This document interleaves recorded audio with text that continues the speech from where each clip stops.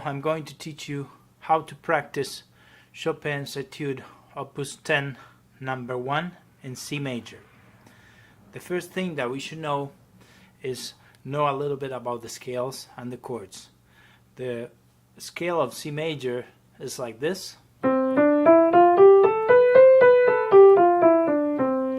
and the arpeggio for C major is C, E,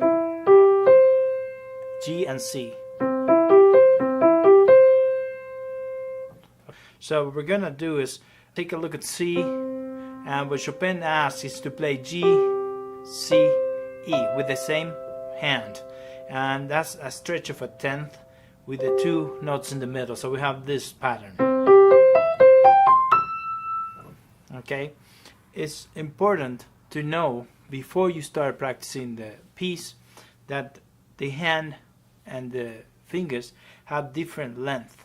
So that means these three fingers are longer and the thumb is shorter, and also the fifth finger is shorter than the others. So with that being said, that's gonna allow you to, when you start practicing it, to have a different place for the fingers when you place them on the keys. So when you play C, the thumb always have to go in.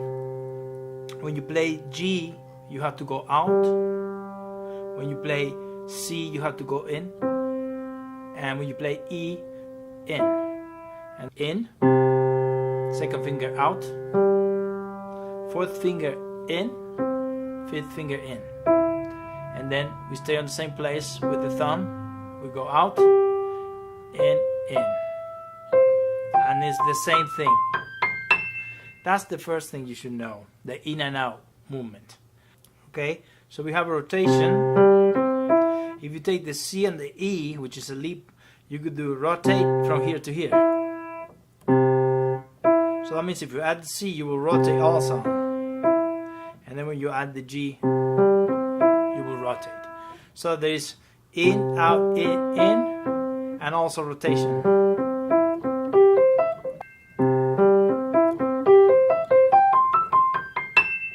Also, there's another thing that whenever you play a chord, what you do is go up, down. So you go from high up, down. So that means on the first finger, you will go down also, and then lift a little bit. Okay, so those three things are very important. Just always keep in mind when you practice the different passages on this etude, the in and out movements, the rotation, and then that you go down for each chord. So if you play the chord like this, you will go down. So that's the very basic thing that you should do. After you have that, there are ways to practice. Maybe what I'll do is try to get one of their pages and practice that. But because it takes a long time for me to practice this piece, I'm going to show you rhythms and exercises that you could do within the song to get it to a performance level. So I will start playing it already the way it is, and I play loud with accents.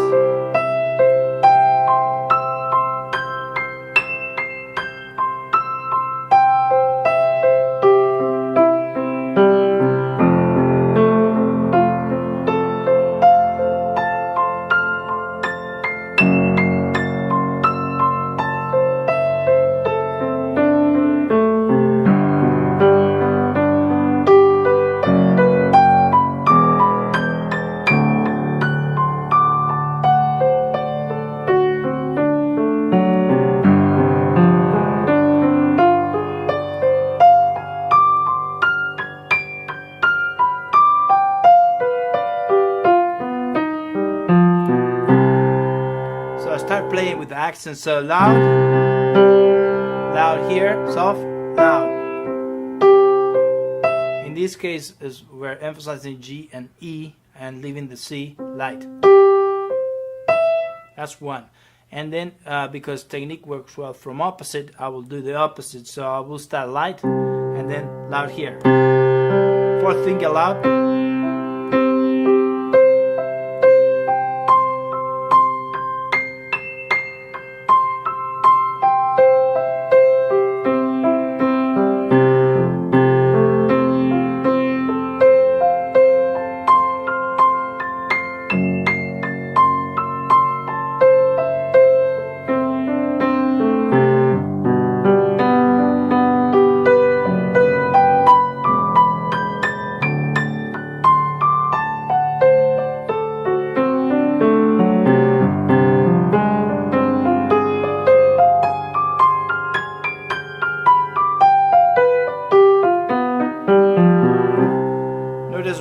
emphasizing now most of the time the third finger and the fourth finger.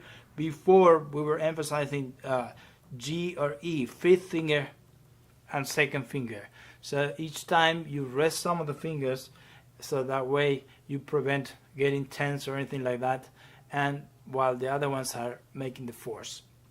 The next step is just to play it as we go with one accent, which Chopin wrote very nicely on E. So each E on the top will make an accent. So we'll do this now. Accent, accent. To the fifth finger each time. Fifth finger.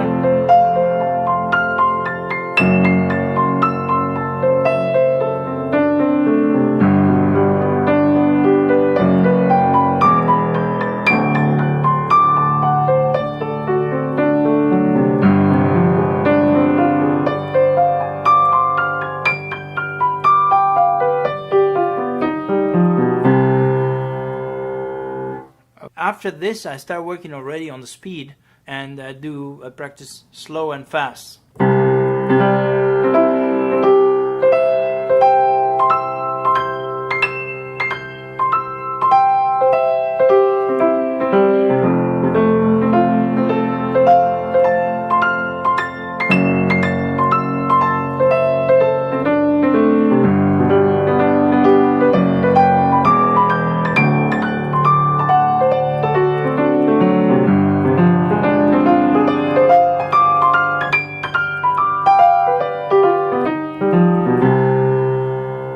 Very important you start practicing slow and fast. So this way is a combination of both, and you're not just practicing all the time slow only. So now we did slow and then fast. Now we're gonna do quick from the beginning. So 2 notes fast. So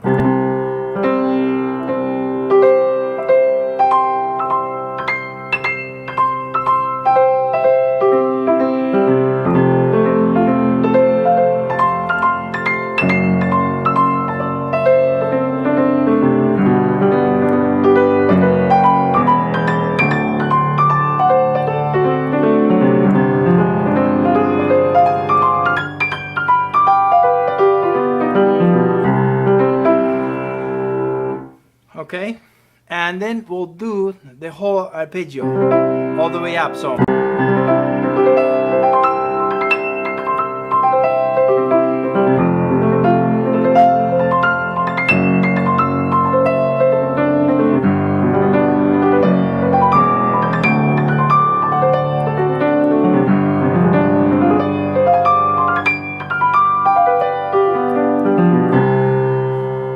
maybe after this I start doing it with different notes. Instead of going all the way there, I might do this, or I might do it starting on G, or I might do it starting on C, and so on. There are different combinations that we could do, and usually with that I already start playing it and try to make it more musical. It's true that there are other positions that you can do that some people do it very well teaching this, that they put C and they play with chords, and you could group it any way possible. You could do this for each one of them. So any combination that you might think of, you should try it. But it's true that those the ones I gave you, those are my foundation. Those are the ones I use the most. And then if you still can't play it technically, I might add some others, you know. The next step is to think a little bit more on the music. And I know that we start in C major, and what I do is, because I think this was inspired on a Bach prelude, I start playing a little bit the chords that we're going to have. So we have C major,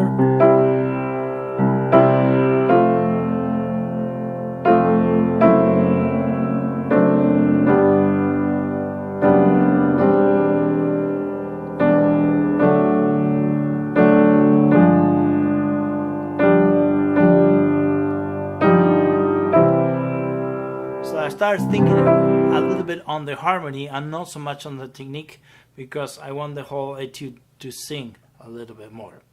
It's true that each time Chopin had an accent on E, then you get up. Most of the time, as you go up, a crescendo to the top note, and then you could release a little bit. Same here.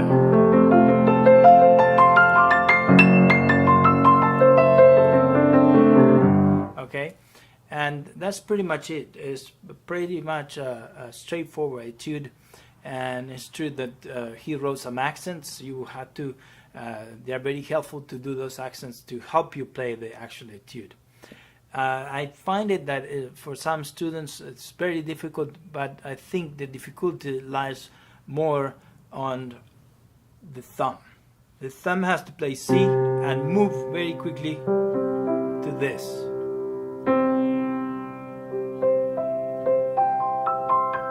That's what will give you the speed. If you stay with the hand open, you will get tense. So the trick is to play C very quickly and then close your hand. That will give you eventually the speed. So usually what I do is I work out with all of these rhythms, the piece, and then I play it. I do a crescendo and I bring the left hand, and also try to play a chorale with it. And the last thing after I do all those rhythms is the in and out movements, the rotation, and also that you go, when you play a chord, you should go down and up. So you should go down and up each time. Other than that, I play it and I have no problems. And this C, just remember to play as short as you can, because your hand has to move. After you pass this stretch, let's say some stretches are like this. After you pass very quickly that stretch, I don't think you will have any problems. I hope this video was helpful, and if you enjoyed it, subscribe. Thank you very much.